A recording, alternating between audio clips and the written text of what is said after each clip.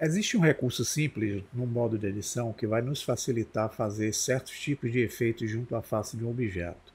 Trata-se do poke force, que é algo como se fosse cutucar as faces. Vamos ver como é que funciona esse recurso.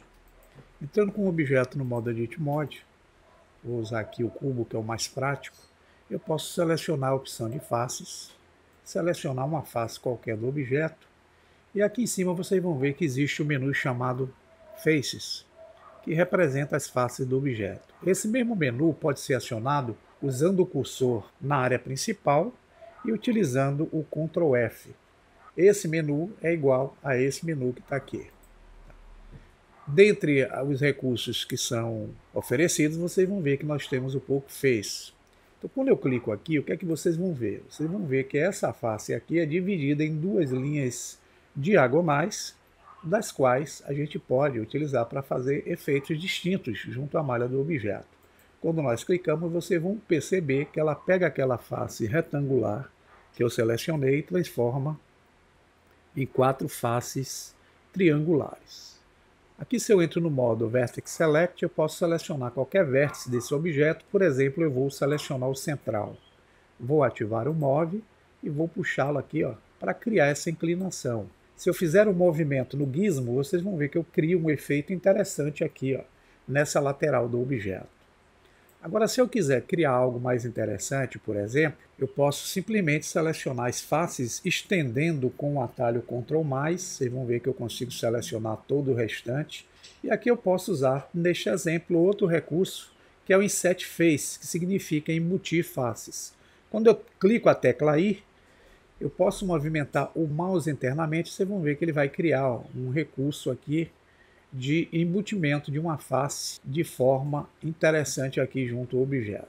Clicando, eu consigo transformar essas faces. Se eu voltar a utilizar aqui, nesse exemplo, o Poke Faces, dessa vez eu vou utilizar o atalho, que é o Ctrl F, e vou clicar Poke Faces. Veja que ele dividiu essas faces selecionadas em faces, criando linhas que vão transformar aquelas faces em mais triângulos internos. Aqui eu posso, nesse exemplo, selecionar cada vértex desses, usando o Shift e o clique esquerdo do mouse. E agora eu posso acionar o transformador que representa o eixo X, encostando o cursor do mouse sobre ele, pressionando o botão esquerdo e jogando para dentro. Veja que efeito interessante eu consigo aqui, usando esse recurso de modo prático. Vamos ver outra forma. Eu seleciono aqui a opção de faces, seleciono essa lateral e vou subdividir. Posso simplesmente usar aqui o Subdivide e posso dizer que eu quero que essa face seja subdividida em 4 partes. E ele subdivide de forma legal.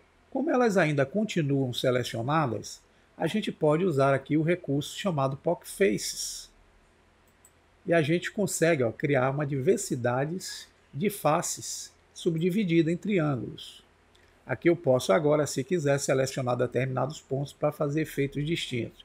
Por exemplo, nós vamos selecionar esses pontos, usando aqui a opção de Select. Vamos selecionar alguns pontos aqui, fica a critério de vocês quais são os vértices que vocês querem selecionar. Por exemplo, esses vértices aqui que eu vou mostrar. E eu vou utilizar o cursor sobre o eixo, que é a seta Y, vou puxar para frente para criar esse efeito interessante de relevo junto à malha do objeto. Então vocês podem ver que com Poke Faces a gente consegue fazer efeitos bem legais que podem ser utilizados aí de forma prática junto ao Blender 3D. Apenas para que vocês conheçam, que possam utilizá-lo para alguma finalidade interessante aí junto ao projeto de vocês. E bons experimentos!